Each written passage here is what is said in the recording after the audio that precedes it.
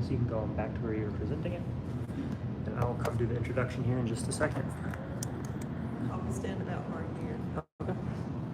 So I can see that and know what I'm talking about. So,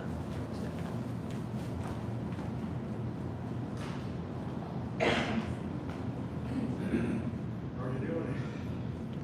all right. Coping with technology. When I got started, we had paper maps. A lot more simpler days back then when this got started. When I got started, we used tablets.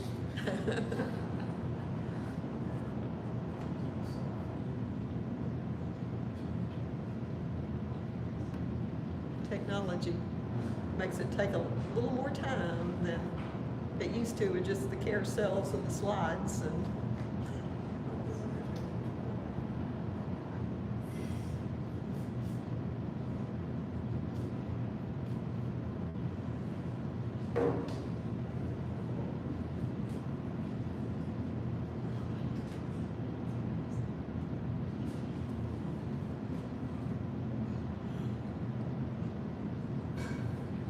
About how long do you think your presentation will be, Cody? Right, y'all.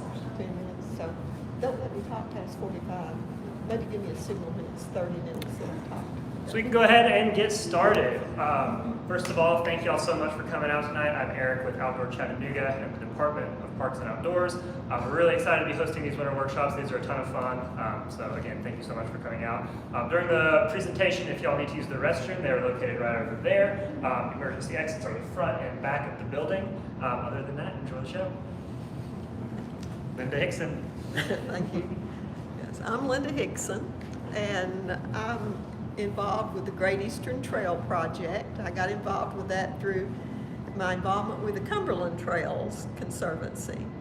And so I've been working on this particular project for more than a decade now. Jim Schroeder, who's now deceased from Murfreesboro, was the one who led our committee. And so when Jim's health declined, I was kind of the one who picked up and tried to keep moving it forward. So we owe a lot of credit to Jim Schroeder for his work in identifying a route and doing all the field work for that. Let's see. Well, it worked for Eric, but it doesn't seem to be working for me.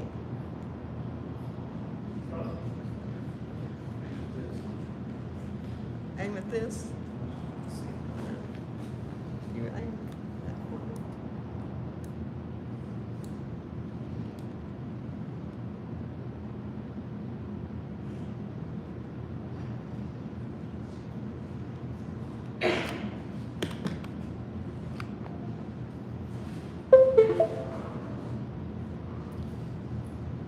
It worked during our trial run just before. That's okay. Just use the arrow keys here for now. I'll try to fix it. I'll use this one. Your computer is frozen. Oh, okay. We can do it like that. Oops. There you go. Just press enter when you're ready. Okay, so I'll just use this button then. This one. Oh, Yep. okay, all right. Okay. Well, this is an overview map of the Great Eastern Trail. As you can see, it extends from the Finger Lakes area of New York State through 9 states down into Alabama. It currently ends at Flag Mountain in Alabama, but there are plans to connect it with Florida's National Scenic Trail. Also at the north end, it will connect with the North Country Trail that runs east-west. That it comes through our area. We're right about in this area, and the Great Eastern Trail is being formed by linking regional trails. And in our area, those regional trails are the Pine Mountain State Scenic Trail in Kentucky. It will meet with our Cumberland Trail in the Cumberland Gap area. And then at the south end of the Cumberland Trail, it will connect with the Georgia Pinhoti Trail and then follow it through Georgia and connect with Alabama's Pinhoti Trail. It's being overseen, its development's being overseen by the Great Eastern Trail Association, and its board members are representatives of the regional trails that form the Great Eastern Trail. Our work at this point, it was under the Cumberland Trails Conference, but recently the CTC decided that it needed to focus on building trail, and so it's working closely with the state to complete the Cumberland Trail. And they're getting, quite close to completion. There's still some work to be done, and I think maybe the largest area that still remains to be done is in our Hamilton County area on Walden's Ridge. But they're working on it to get that completed, and my understanding is that Governor Lee wants to have it all connected before his term ends. So hopefully within the next 4 years, there will be a celebration about it all being connected there.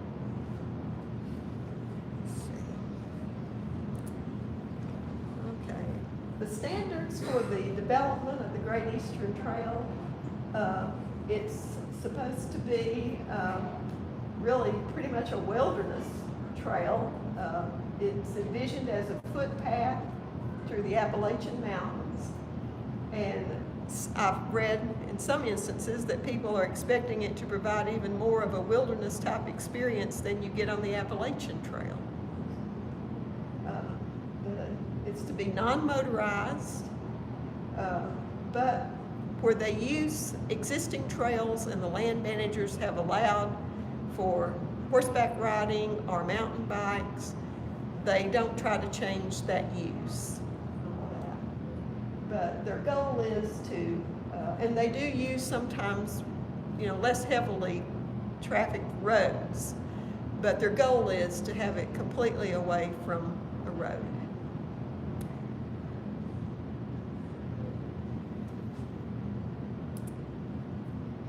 This is the North Mountain Trail in Virginia, and you'll notice the diamond-shaped sign on the tree. That's the Great Eastern Trail logo, and they co-align with existing trails, and you'll notice the sign says North Mountain Trail. I don't think they changed the names of any trails. They just add the Great Eastern Trail logo to the trails. This is one of the views from that North Mountain Trail to Virginia and West Virginia. This is a Snyder Trail that is part of the Great Eastern Trail in West Virginia. The Hunkerson Gap Road in West Virginia. The German River Road segment of the Great Eastern Trail, Virginia also. And then here's the Hepatica along the German River Road. On the Shenandoah Mountain Trail, Pink Lady Slippers. The Walnut Hollow Trail, pink azalea, and more pink azaleas along the Piney Mountain Trail in Virginia. This is another view of the Piney Mountain Trail in Virginia to give you an idea of the character of the Great Eastern Trail. And then this is a view from Hidden Valley Road, which is part of the Great Eastern Trail, Hidden Valley, Virginia. And then we come to the Cumberland Trail, and that's the Black Mountain segment. Have many of you been to the Black Mountain segment of the Cumberland Trail? It's a beautiful area, these huge rocks, as you can see. And here are steps at Black Mountain. And I expect that the Cumberland Trails Conference was involved because they are really applauded for their using rocks to build to build steps along the Cumberland Trail. And this is the view from Black Mountain. It's really a gorgeous view, and it's not too hard to hike. I've been to this point where these people are. And then here's some ferns along the trail, the Cumberland Trail segment of the Gap. This is a juvenile newt. The president of the Great Eastern Trails Association, or the Great Eastern Trail Association, he came to Tennessee last summer, and a lot of these photos are ones that he made when he hiked along the Cumberland Trail. Rose Bay rhododendron. This is one of the bridges on the Cumberland Trail. This one's near Ozone Falls. And here's a photo of Ozone Falls. Here's a balanced rock on Brady Mountain. It's part of the Cumberland Trail. And here's a view of Grassy Cove from Brady Bluff. It's a beautiful, beautiful valley there. And then this is at Stinging Fork Falls, that area of the Cumberland Trail. Here's some meadow beauties, our Geta president called them. And then also along the Cumberland Trail, a view of Daddy's Creek. This is a sign at Cumberland Gap up at the Virginia-Kentucky line. And it just notes, some of the history, that Buffalo were here, Civil War soldiers, pioneers. And then this is a view of Cumberland Gap, the city in Tennessee, viewed from up the top there where we were with that sign. And we had a festival there. We participated in a festival there last July, I believe it was, and they'll be having another one this July. It's called the Tri-State Outdoors Festival. I think last year was their inaugural one, but it was a big success, and so they are doing it again. And Cumberland Gap area, they are interested in becoming a trail town, and they want to really promote their location where a lot of trails come together. Kentucky, Virginia, and Tennessee, and some going, of course, into West Virginia. But Alan Miller is on the left there. Alan's been a volunteer with the North Chickamauga Creek Greenway Trail for many years, and also now with the Great Eastern Trail Project. To his left is Tim Hupp. He's the president of the Great Eastern Trail Association. There's Larry Zender, who's also a volunteer with the Great Eastern Trail Project here. There's Larry, and then there's me. But it was a fun day, and it was really impressive to see what a lot of the folks are doing in that area on trails. They had some fantastic maps that just, blew my mind. We may want to get some for our area like that, but a real impressive display and a lot of fun. Our group here, we call it the Great Eastern Trail Hamilton County Working Group. We're focused on trying to close the gaps, and we want to close the gap here in the Chattanooga area. Oh, right now, good, okay, thank you. And the Cumberland Gap people are working to close the gap there at Cumberland Gap, because there's still a little distance between where the Cumberland Trail will end and where they need to connect to the Pine Mountain State Scenic Trail to, put those big segments within the Great Eastern Trail network there. So they have an easier time than we do. We have a complex situation because we have to deal with, City of Chattanooga, Hamilton County for the unincorporated areas, the state of Tennessee, and for a small section with the city of Soddy Daisy. So, and plus, we're a lot more developed than they are up there in the Cumberland Gap area. But they're really, really plus point for them in getting the part that's in Tennessee of this connector completed is that there's an existing trail within the Cumberland Gap National Historic Park.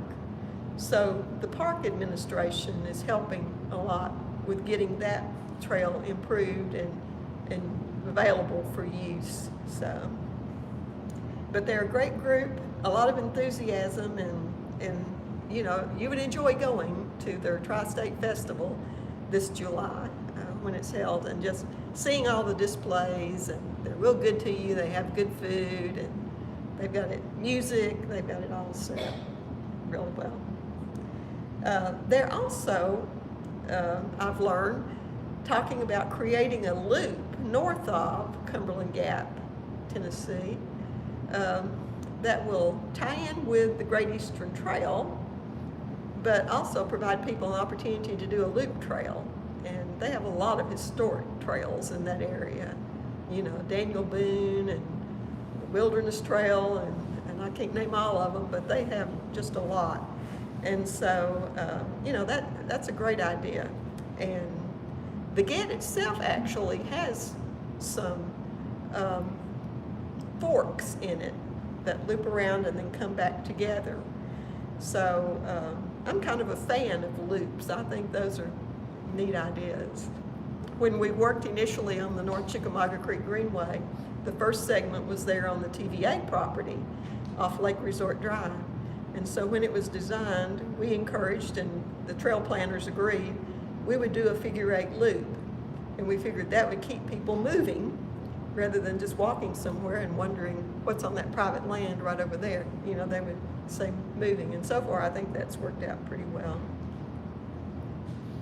Tennessee's gaps in the Great Eastern Trail, you know, as I said, our gap is between the Cumberland Trail and the Georgia-Pinhoti Trail.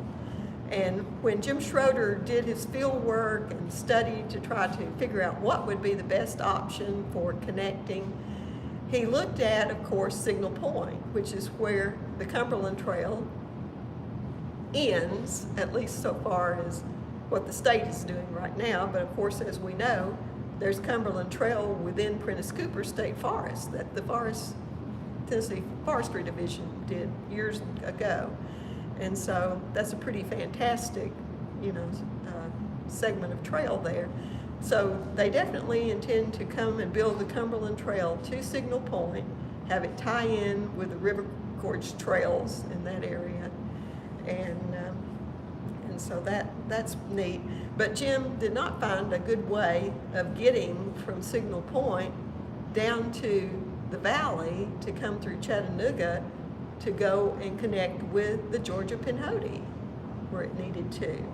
So he proposed, and the committee agreed, and everyone I think has agreed, that the best option was to have the Great Eastern Trail depart as it comes south along the Cumberland Trail, depart at the North Chickamauga Creek Gorge, where there's already a trail that leads down into the valley, and then have it follow. And he noticed, as you may have noticed on the map, that, you know, there's been about 30 years worth of work in assembling conservation lands along North Chickamauga Creek. So there's a pretty nice green corridor along North Chickamauga Creek down to the river.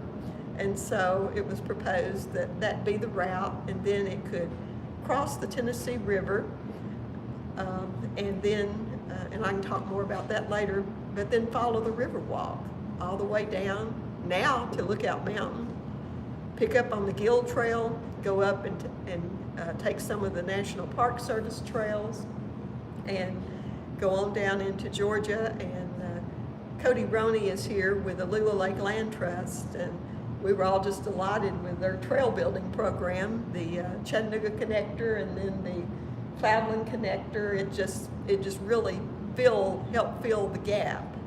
So now our connector trail needed to the Georgia-Pinhoti, because the Pinhoti links into Cloudland Canyon State Park.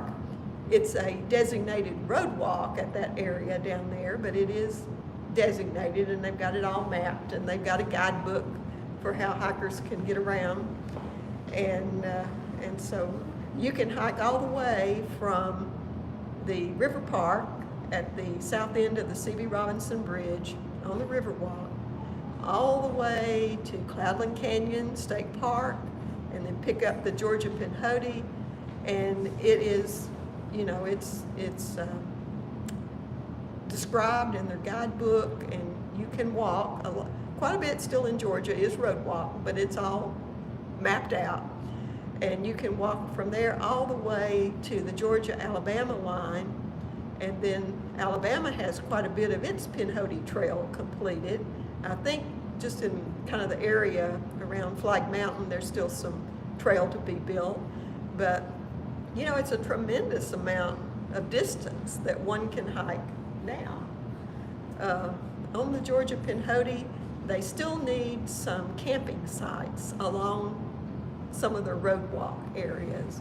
So you would have to be discreet about where you camp, or else you would need to have somebody, you know, come and I guess pick you up to take you somewhere to spend the night and then pick back up and hike further on. But it is remarkable how much has been completed. The gap right now that we need to close is a pathway. They call it a shared use pathway or a multi-use pedestrian trail. It would be for bicycles as well as for hikers and pedestrians on the C.B. Robinson Bridge. And that bridge has extra wide emergency lane shoulders on it.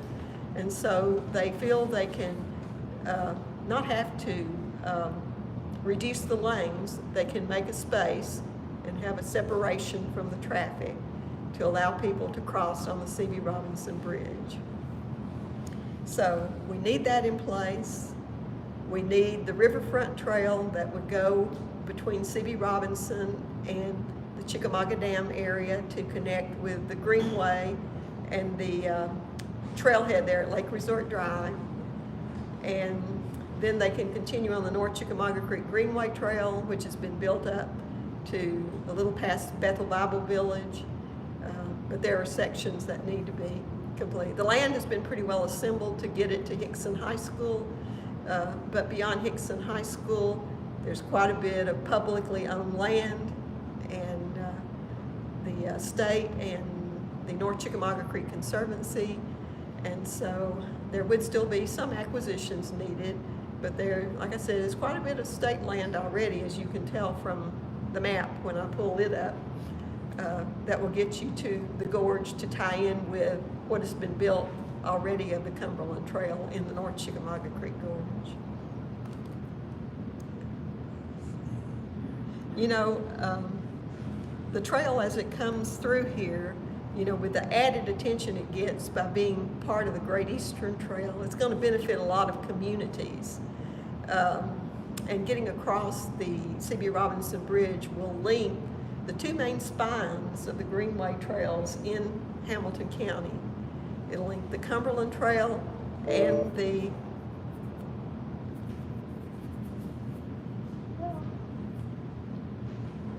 press the question button, Eric, or technical help.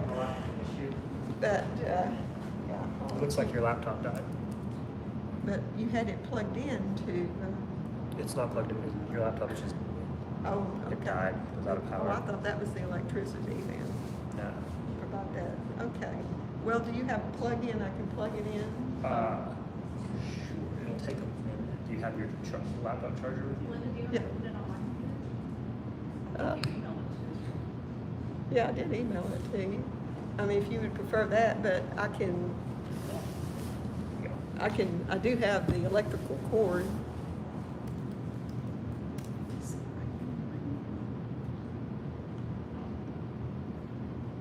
But anyway, I was telling you about the communities that would benefit. You can just think of it, you know, with connecting the Cumberland Trail and the Riverwalk. That would be tremendous. And the South Chickamauga Creek Greenway would tie in with the Great Eastern Trail on the Riverwalk segment. It would benefit a lot of the businesses along Amnicola. For example, the Boathouse Restaurant would, I think, bring more people there. And downtown Chattanooga, then on to the St. Elmo area, benefit that area quite a bit.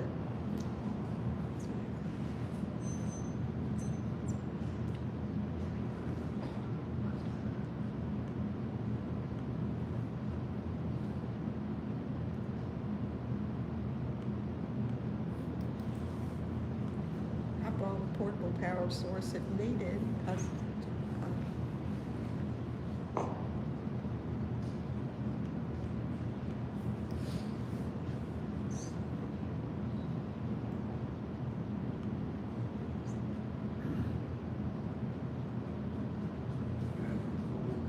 I do have a cord, but Eric hasn't said where the electrical outlet would be. Oh, does he? Then he's got a power cord, I've got. This is here. Yeah. And I got it pulled up right here, you're good. I do have the power cord with me, but I thought your USB cable would be. Sorry.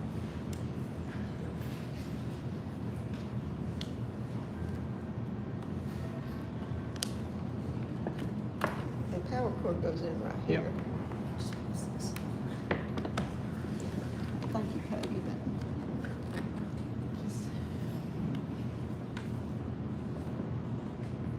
Just turning back on for you.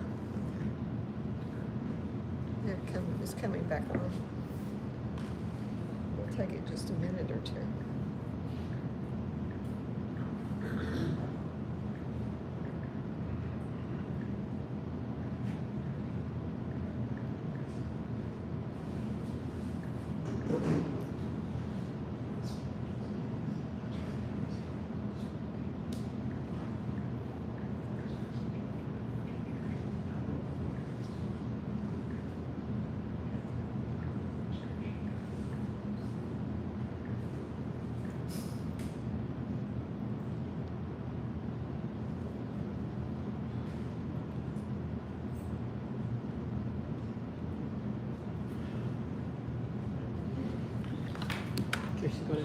I do have it pulled up on here if you want to do this, and then I can try and get it pulled up on your computer.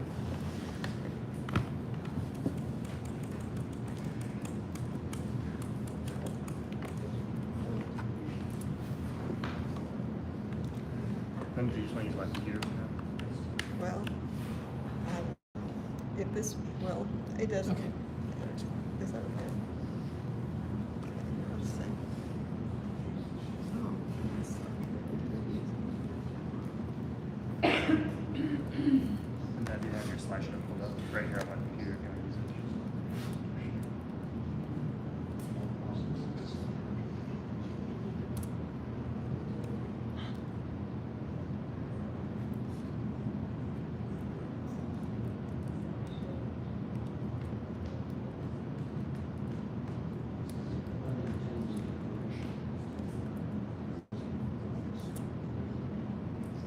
it's saying my password's Do you incorrect. already have my I will use yours rather than. Right. You want me to You'll just? just have to press the enter button to switch slides instead of the clicker. Oh, okay.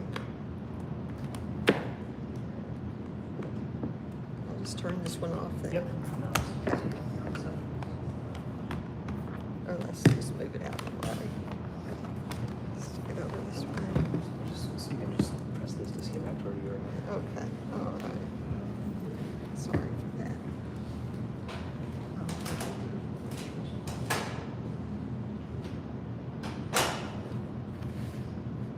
All right, well, in talking about our gap in the area, and North Chickamauga Creek corridor being an avenue for connecting with the Cumberland Trail and continuing on down toward Georgia. But I just pulled up a copy of the River Park Master Plan and showing the North Chickamauga Creek Greenway connecting. And then you can see the sort of hot pink area there. The DuPont segment is what is needed to get to the C.B. Robinson Bridge and then connect by way of that pathway on the bridge with the River Park and Riverwalk, and then continuing on down. So, let's see. And here is the preferred route that I mentioned. Jim Schroeder had done a lot of work to determine what would be the best course. And this shows that, as I mentioned, the Riverwalk is completed now all the way to Lookout Mountain, and then with National Park Service trails, you can get all the way to the state line. Then the green area there north of the river. That's the North Chickamauga Creek Greenway, and it's partially completed. And then the brown area is the area that our working group has done a lot of detailed studies to try to figure out the best route and the options for working through that area. And then the light brown at Dayton Pike.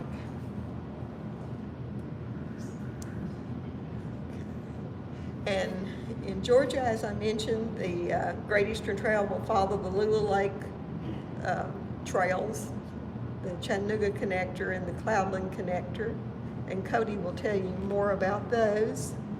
And I mentioned in my others comments about how you can go all the way to Alabama and most of the way through Alabama toward Flag Mountain.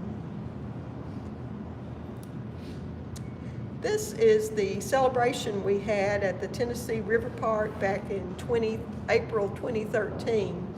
The Great Eastern Trail Association Board met here in Chattanooga, and they reviewed, what Jim's work, and they approved the preferred route that we had come up with, and they also designated Chattanooga as the Great Eastern Trail's first official trail town. And we had a ceremony. Mayor Burke had just been elected, and he was there, and the county was represented there also, and the National Park Service and folks from the Cumberland Trails Conference, and quite a nice turnout for it. It was approved as an official trail town because it's part of developing the preferred route for the trail. We had also done an interim route, so people who wanted to hike it right then, and we had 2 through hikers who came pretty quickly and hiked all the way. Hillbilly Bart and Someday were their names. Did some of you meet them? They were here for a few things, and so some of you would have seen them. They came for this ceremony.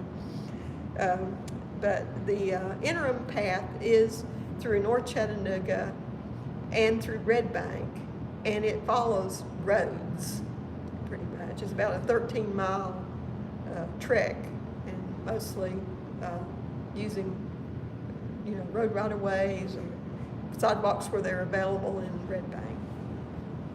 So we would like to get the preferred route in place so people can enjoy hiking through nature, and it'll be more of an experience like the Great Eastern Trail is aimed for. And it will be a feather in the cap of Chattanooga too, to have a long distance trail come through downtown along the riverfront. But it'll still have plenty of nice natural areas in the North Chickamauga Creek corridor and on Lookout Mountain and heading down into Georgia.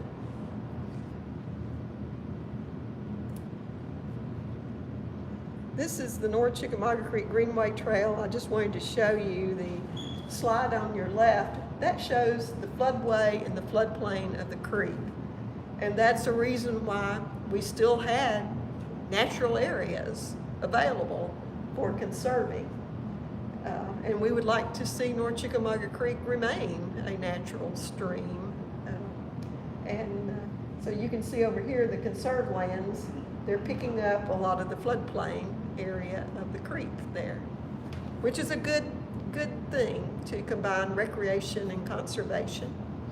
And that was our definition of a greenway. It's been expanded quite a bit. There are a lot of things that are called greenways, but the very best definition of a greenway would be conservation plus recreation. There is our latest map, and it shows more in more detail the area of the preferred route. You can see up at the top, that's the North Chickamauga Creek Gorge State Natural Area, and the Cumberland Trail is within the gorge. Then coming southward, you see the next strip of green is kind of paralleling Highway 27 in the Soddy Daisy area. That's kind of an extra right-of-way in that area, and we haven't you know, had it officially approved by anybody at this time, but we have had some TDOT people take a look, and they feel that it's, you know, sufficiently extra that we can have our pathway located within that area. And so we're excited about that, and Jim will be interested if he's not already aware, but the Frontage Road, are you familiar with Frontage Road in Soddy Daisy? A lot of bicyclists like that. Well, this strip is about 2.5 miles long of the TDOT right-of-way. It would come down to about Boy Scout Road where the traffic light is. And I understand that bicyclists enjoy riding trails in the Falling Water area. That I think I had a friend who was involved with the Chattanooga Bicycle Club, and they had regular rides in the Falling Water area. So this would be a great connector, I would think. And Frontage Road is 2 miles long, so that would be like 4.5 miles that one could ride and not have to be on busy Dayton Pike up in that area. So I haven't done any presentations to any bicycle groups, but I know that from my friend that there are quite a lot of routes in the Soddy Daisy area that bicyclists enjoy riding. So I would think that that area might be of particular interest to bicyclists to get that, you know, a nice, pleasant experience off the road there for that area. This is the quarry at Greenway Farm. I just wanted to show you. I'm sure a lot of you have been to Greenway Farm and already are familiar with that.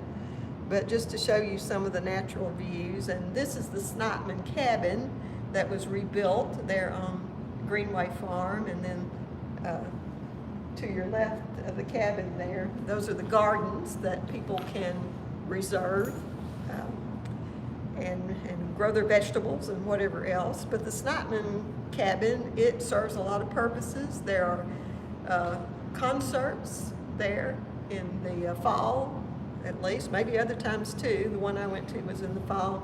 Very nice.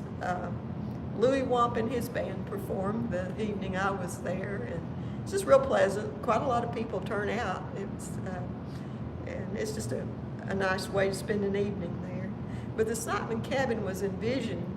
They built it so that it could house hikers and boaters and others.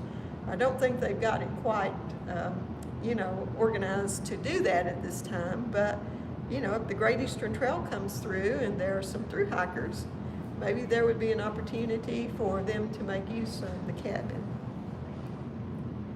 And then this is a scene of North Chickamauga Creek there at the gorge area. So we have a lot of beautiful scenery to offer us, and I know our Great Eastern Trail Association president was very impressed with the scenic offerings along the Cumberland Trail segments that he hiked here. So thank you, and now I'll turn it over to Cody. And how are we doing on our time here? Okay. If anyone has questions for Linda while he's setting up, feel free. Okay.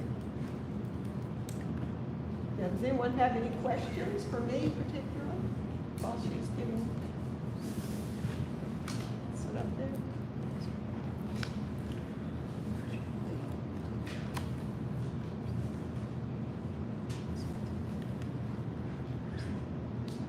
I'll get my phone a little out of your way. Do you want to mention how big a gap there is in Hamilton County? Oh, that's a good idea. Alan is our statistics fellow, so I'll ask him to tell us about that. Won't you Well, step up so okay. here? Linda has, Maybe we should get in the camera. We've got people online, I think.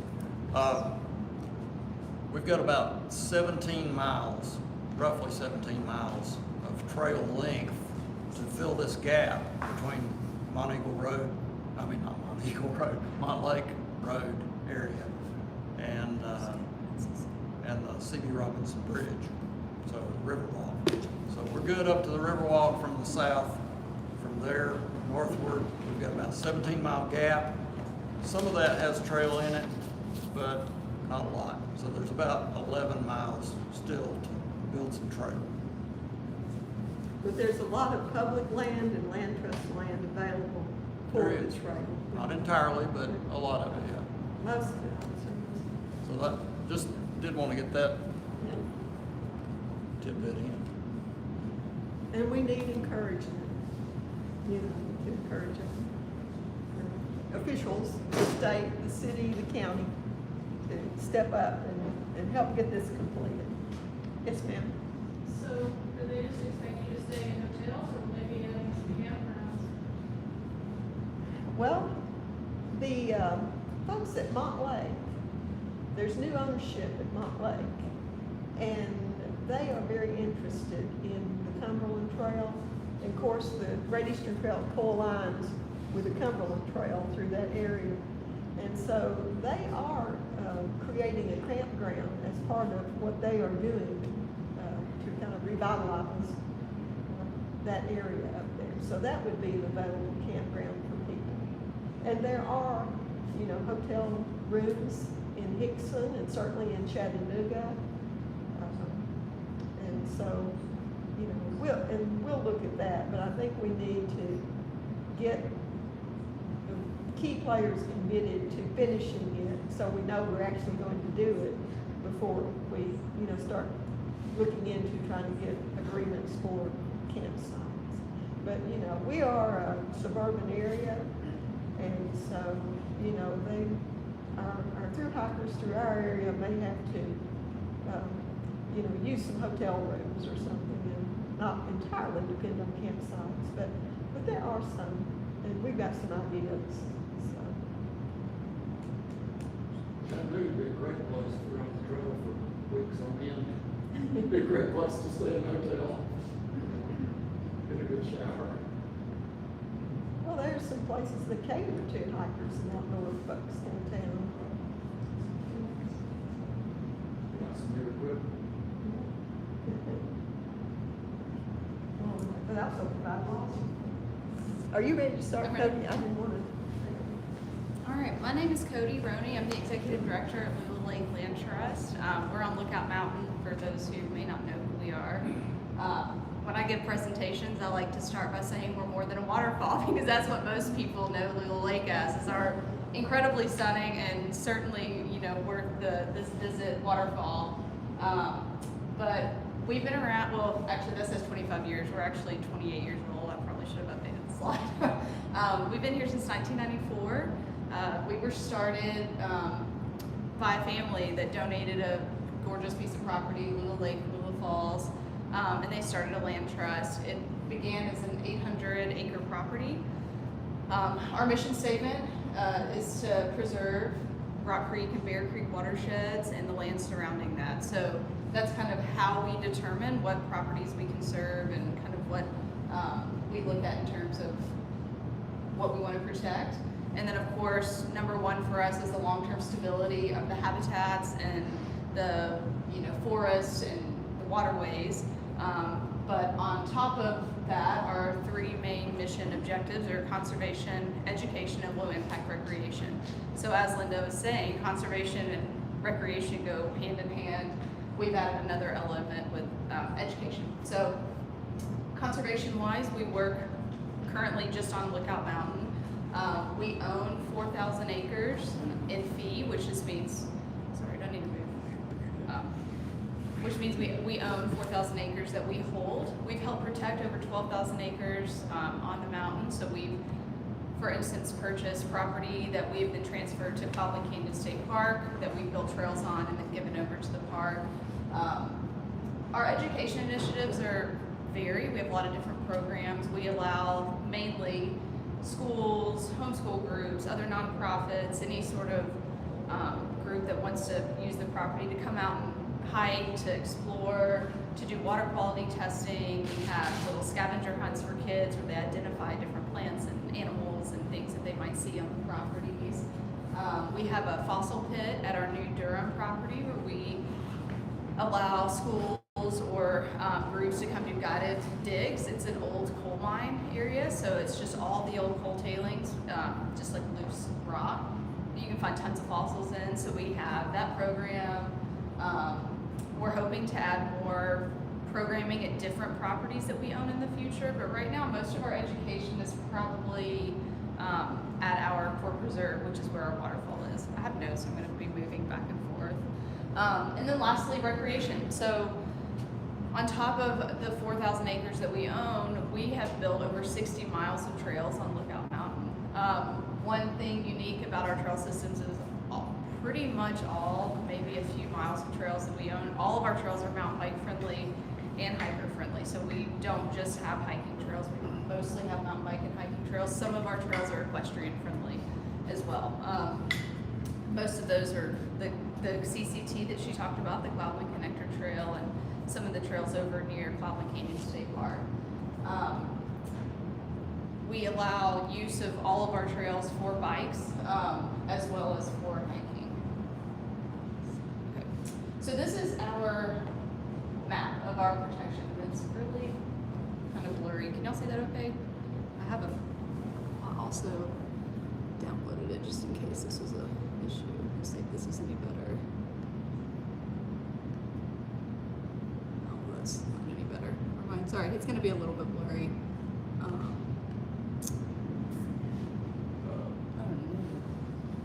So, okay.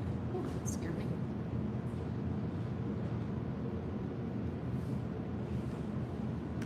Okay. So all the property that you see, so Chattanooga is up at the top, and then this here is Cloudland Canyon State Park. So Cloudland Canyon is all this kind of tan color. All the green is Lula Lake property. And then that continues on at the top there, you see the black, that's the connector trail, the black line, the little dotted line. And then from the connector trail, that's where you hit National Park property at Lake Sunset area, Bluff Trail, over by Covenant College, that then goes down into Chattanooga. So back when we first started, we were this little 800-acre property right up here. We didn't have any trails, you know, it was kind of a, what do we want to do? Our founders and our board at the time just got really interested in mainly conserving land to connect to Cloudland Canyon. Cloudland Canyon was about this large at the time. It was mainly this here. Land was getting bought up. Developers were, you know, starting to develop a lot of the mountain, and it's like, what can we do to protect this? So the vision started there. Let's connect to Cloudland Canyon, and that's where all of our attention focused. At I think in maybe late '90s, the Drummond Coal Company put a massive amount of property, I think it was 1,300 acres, for sale. That was kind of, most of it was in here, but then there are little parcels kind of spread out along the mountain, and we hit the ground running and fundraised and started putting, you know, how can we get this, how can we make this happen, and we were able to protect, to get that. It was in an auction, courthouse steps, you know, went and we were able to buy the property. And so that's kind of where it started, was okay, so now we own what is now known as 5 Points. This is our new Durham property that we're about to open. We're building trails on it right now. It'll open in March. And then a lot of this was part of that. These properties were part of that. And so at that point, it was like, okay, well, now what do we do? We've got these properties, we're protecting them, and then the concept of let's build a trail to connect from Lula Lake to Cloudland Canyon. How cool would that be? So as we're developing this idea, there's little parcels that still need, like Linda was saying, it's hard to connect it all. So you're gonna have to work with private landowners, you're gonna have to work with other people to make it happen. So as you'll see, some of this trail goes through properties that don't have it, they're not colored in, which means they're not protected. But we were able to work with those landowners to purchase trail easements through their property. So they essentially sold us or gave us, however the deal works, a 50-foot trail easement that goes through their property that is forever there. So if they ever sell the property, the trail easement goes with it. Whoever purchases it is gonna have a trail easement, you know, through their property. So over about 10 years, we were able to piece the Cloudland Connector Trail, is what we call it, together from our Fort Preserve all the way to Cloudland. In that time, we also spent a significant amount of time, years, working with Lyndhurst Foundation and the Park Service, the Cloudland Canyon State Park, to build the 5 Points trail system. If you're a mountain biker or hiker, you've probably heard of 5 Points. Incredible old coal mining area, so all the trails are these coal tailings. They're really unique. So we probably spent 3 or 4 years building those trails, and then when they were finished, we were able to transfer that property to the state park. So now it's part of Cloudland Canyon State Park system. The reason we did that is it was just a lot of land for us to hold and manage. It made a lot more sense for the park to own it. We built the trails on it first, as you know, with these collaborations and working with different people, public and private is very different. As a private organization, we can do whatever we want on our property. We have a lot of freedom. The state park system and the national park system have an insane amount of red tape to get through. So for them to build that trail system probably would have taken a decade, just because you have so much you have to get through. We could hit the ground running and build the trails right then, and then just let the park have it and open it, and it was ready to go. And so that worked really well. The park is obviously thankful for it. They get to charge, you know, I think they charge $5 a car. It's an instant money maker for them, and they don't have to do any of the building. So they, you know, were super thankful for it. And then it gave us that final connection into the park. And after this was done, and they, you know, kind of were like, yeah, well, let's continue the CCT. Let's get all the way into the park. So as a public entity, they've been an incredible partner, because not all state parks are necessarily as open and willing to build a whole trail system in their park that now they have to take care of. Cloudland is one of the most lucrative parks in the entire state of Georgia. I mean, obviously it has beautiful waterfalls, but a big part of that is because of their trail system. They get more visitors than any other state park in Georgia, and they attribute a lot of that to this trail community, mountain bikers, and the people who come out to hike those trails. And then, you know, after we got this side of the trail, the Cloudland Connector Trail connected, we started thinking, well, what about Chattanooga? We have a pretty viable option to get from Lula Lake Sport Preserve to to Covenant College, and then right across the street from Covenant College is the National Park Service land, who already had trails. So we were able to acquire what is now known as the Moonshine Trail System. I'm not sure if you're familiar with that. It connects Covenant College to Lula Lake Sport Preserve, so pretty much connects Scenic Highway side of Lula Lake property to Lula Lake Road, Lula Lake property. It goes all the way, and then Cloudland, I keep saying Cloudland, I'm sorry, Covenant College has also been an incredible partner. Another completely different entity of college, who would have thought, you know, most colleges probably wouldn't have ever thought of that, but when we started working with them, they were like, absolutely. So now they have not only our trail system that goes through the college, but their own 3 or 4 mile trail system that their cross country team uses. It's open to the public. Anybody can come out there and hike on their trails. And the CCT, that's the line that continues at the top through just the white. That's Covenant's section of that property. Of that trail system. So that was the kind of that final connection that got us into going down the mountain. And then you have the national park system. And many of you might, if you're mountain bikers especially, might know the time and trouble that it took to get 1 mile section of trail open to mountain bikers from the bottom of the Guild Trail up to Covenant. And a lot of people, Sorba, really rallied around that. Fred Johnson, there's probably some other folks that I'm not mentioning that worked really, really hard on that, so apologies. But I think it took 7 years of getting through red tape to literally get an emblem put on a trail that had a bicycle on it. That's all that it needed. They wouldn't allow anyone to do it until they had that emblem on the sign. And it took over 7 years to get the park system, because it had to go all the way to DC multiple times just for one little piece. So, as the GET, I would imagine, doesn't even have a trail marker on the national park side. You probably have one right before and right after because of that very reason. It is really hard to get the national park to change anything, especially historic park like the military park. It's really hard to get anything done there. So another great partnership. We have a great partnership with the park system, but things like that take a really, really long time. And that's where strategically planning takes years. I'm sure it's been very frustrating connecting parts of the Great Eastern Trail. And sometimes you probably think it's never gonna happen. It probably will, but things like this take a really long time.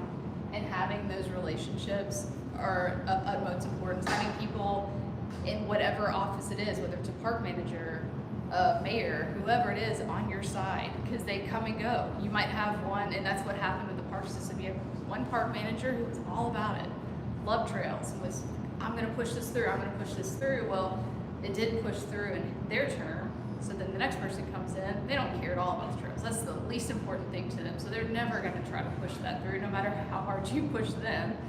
And so it's just this cycle. So, Question. Yes. On the last, what are the blue areas, what are the red Oh, areas?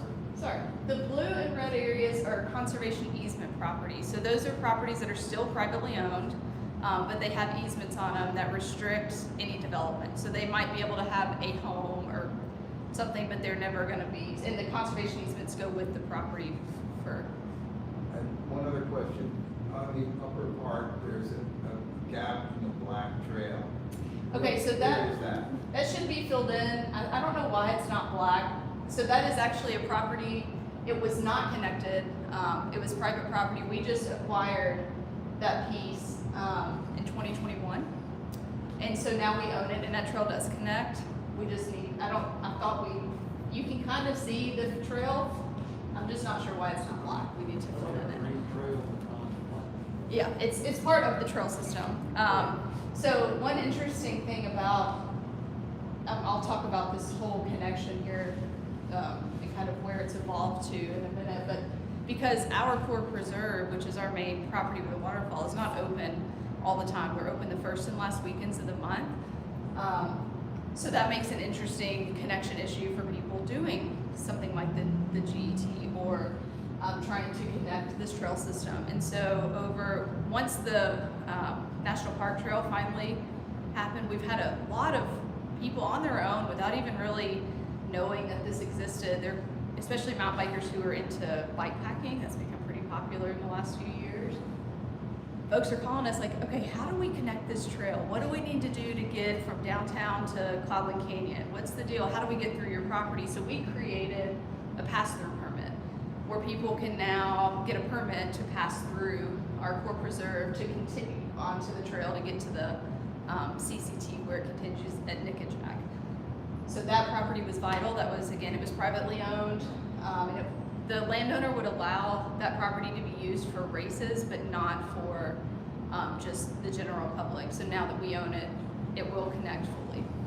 So thank you for noticing that. I didn't realize it was not on the map. And so this is where we're at now with this. So once the Jackson Gap, which is the national park property, got finished, was allowed for biking. You know, we have trails. Cloudland Canyon has trails. Lookout Mountain Conservancy has trails. The National Park System has trails. Covenant College has trails that all connect. We have local communities who are using them. We all have different rules. We all have different. Where do you park? Who's open when? Do you have to pay to access the property? Who do you not? The 5 partners who own these lands have gotten together this year, and we're collaborating to. Charlie Mix at UTC, I don't know if anyone knows Charlie, he runs the GIS department there, has created this incredible map that has so much information on it, you can't even read it. I'm gonna see if I can pull this up for you to where I can zoom in. It scares me when it does that. So this is what we're calling the River to Clouds Trail, which is essentially our CCT trail.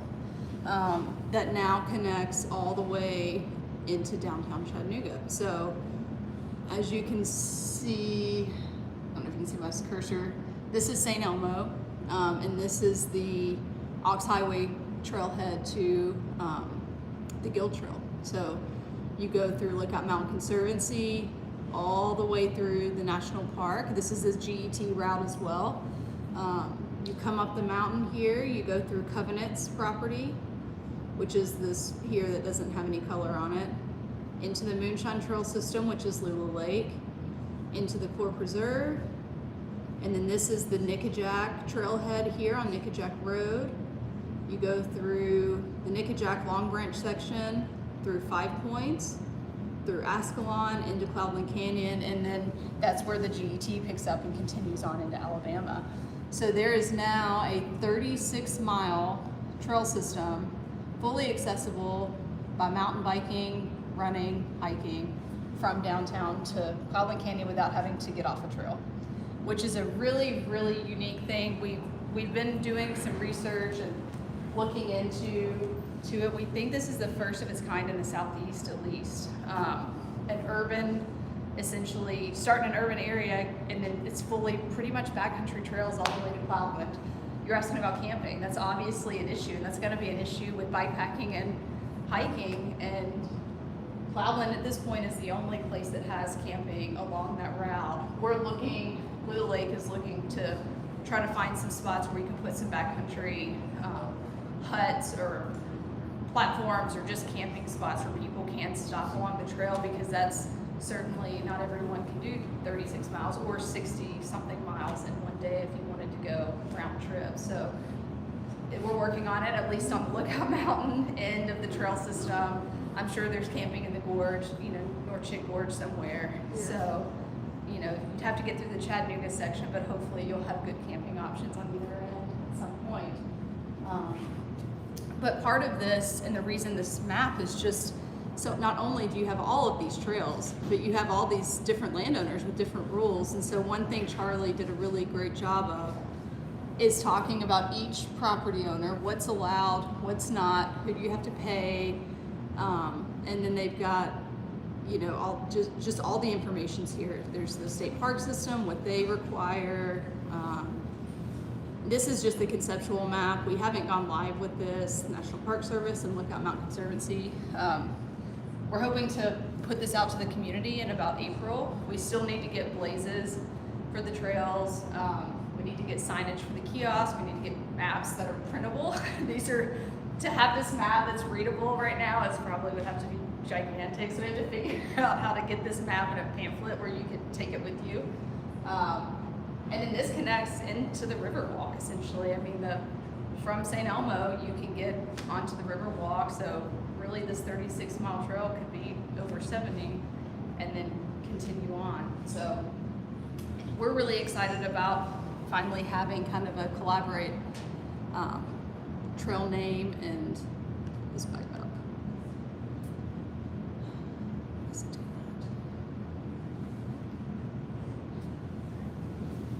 So part of kind of building a trail system, what does it take?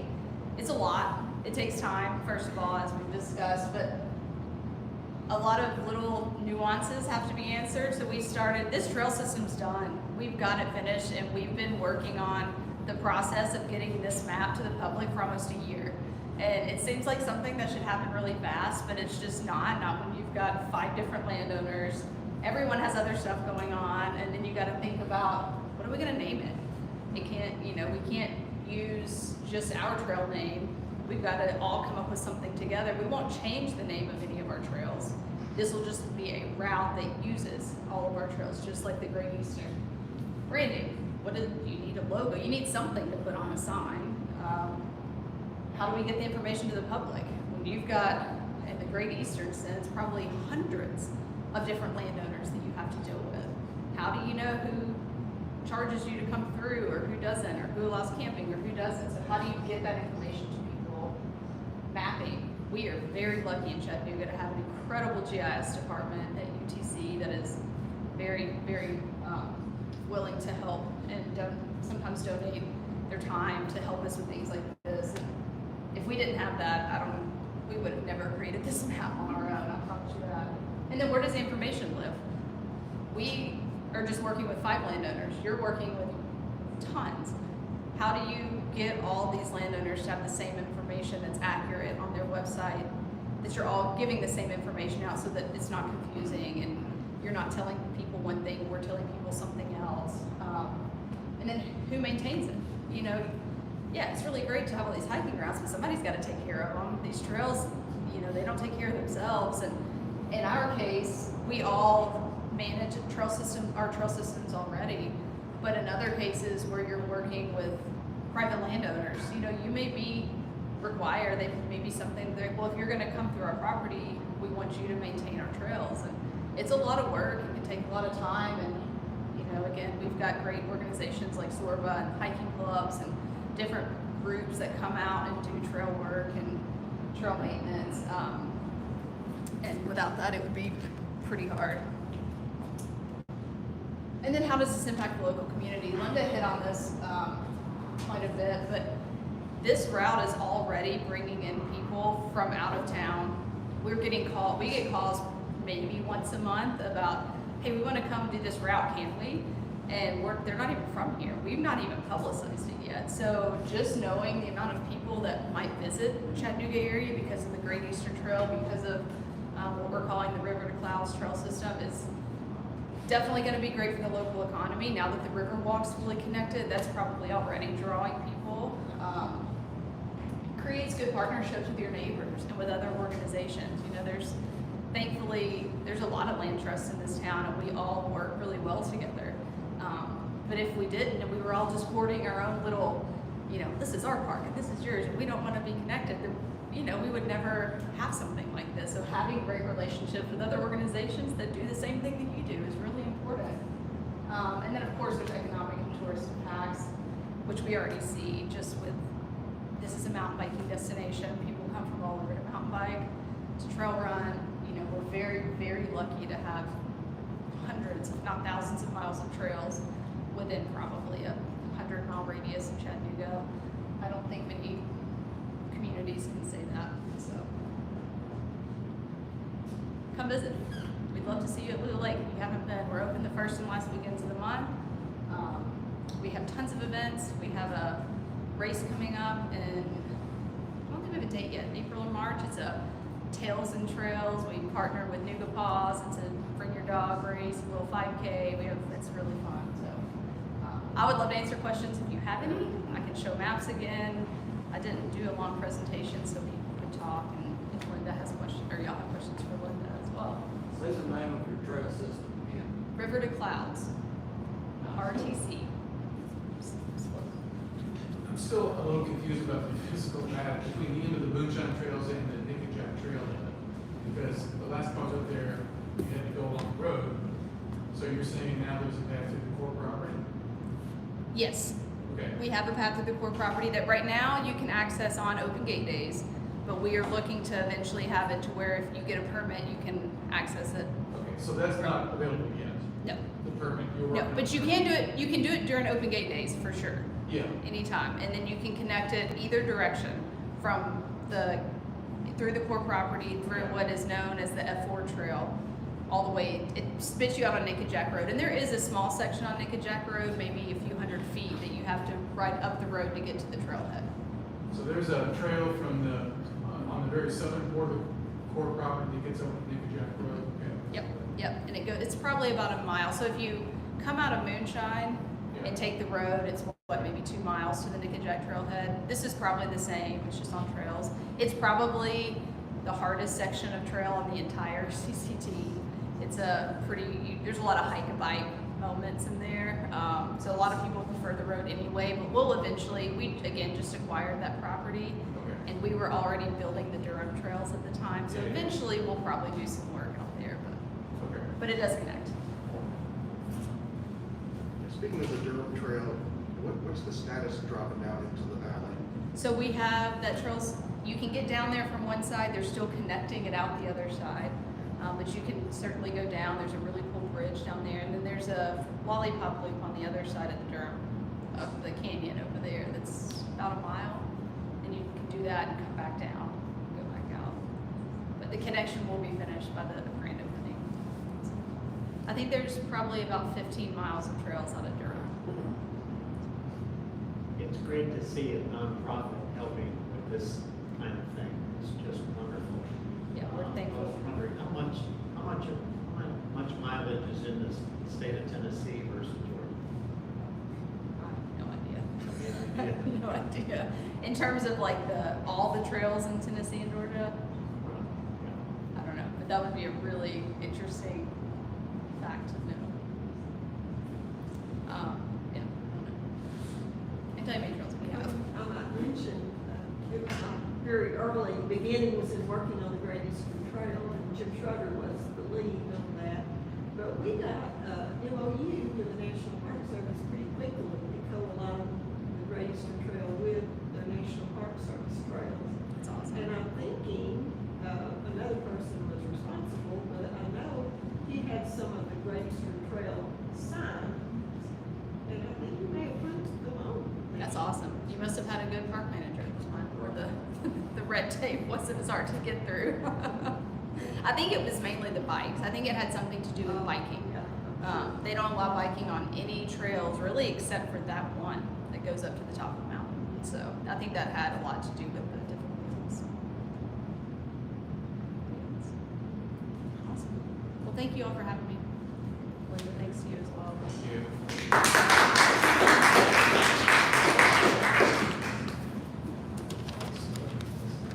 All right, y'all. Well, thanks for coming out. We really enjoyed that. Linda, Cody, let's give them one more round of applause. That was really awesome.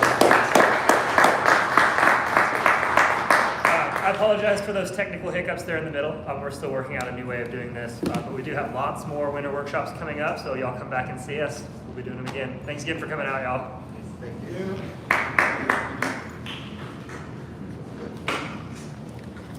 you.